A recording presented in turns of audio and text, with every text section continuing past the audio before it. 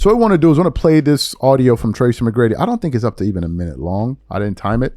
But we want to play it for you guys. I'm going to come back and react to it. Take a listen to what Tracy had to say here. Tracy McGrady, who is the greatest basketball player of all time? LeBron James or Michael Jordan? I'm tired of this question, man. I hope we just dead this question because what I'm witnessing now, and by any means, this doesn't make him the greatest player to me. But however, what I am witnessing, what my own eyes is watching a 40-year-old man do on the basketball court is the greatest thing I ever seen in sports. Yeah. It is the greatest thing my eyes have seen in sports for a 40-year-old guy to do what he's doing at that level and to do that consistently every single night. It seems like he can play till he's 45 if he want to, 48 if he I don't know how he's doing it. I hope it's the right way because that'll be devastating to our sport in this league, but I don't care about who's the greatest no more. I really don't. MJ had a phenomenal career. LeBron has had a phenomenal career. All those guys had freaking phenomenal careers. Like, they can be in a room having a discussion with one another and talking trash. The other doesn't matter. Like, they all in the same room. So you heard what Tracy McGrady had to say. What are my thoughts on this?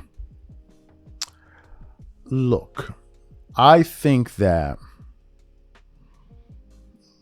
a lot of current, but especially former NBA players that are older than LeBron. You see, I think a lot of older players, right? Because I don't think a young guy can really understand what it feels like to be 40 or 38.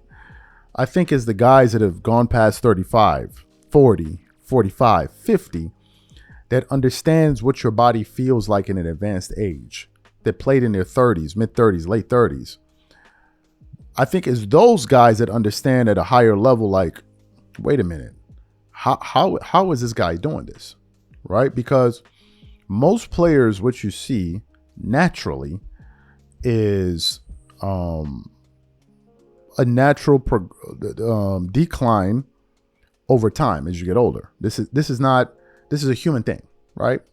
The more things get older, the more they tend to decay, right? So given the fact that these guys have played at an elite level, a lot of these guys were elite athletes like the Vince Carters, the Kobes, the Jordans, all of them, the Tracy McGradys. You lose things. You lose the athleticism. You lose your accuracy. You lose your legs. And if you lose your legs, you lose your jump shot, all of that. So they're looking at it from two vantage points, I believe. The first vantage point is, man, this thing is incredible. Because when I was that age, there was just no way I had that in my body. So I think a part of these guys, they're in awe of it. I truly believe that. I think another part of those guys is saying, but how is this possible?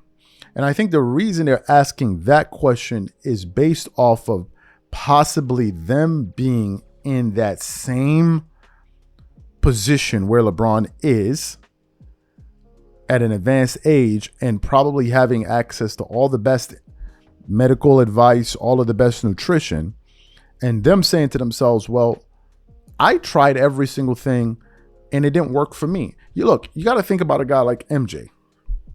MJ is probably top 3 athlete to ever play basketball. Insane athleticism. But even over time, if you look at MJ in his Wizard years, you could see a decline in athleticism. And it's important to say there has been a decline in LeBron's athleticism. There is. If you go look at LeBron in Miami or Cleveland, it's two totally different. I mean, you can't even compare the two. That guy used to fly across the screen. Like, now he doesn't do that. But nevertheless, he still is athletic. But the decline hasn't been as much.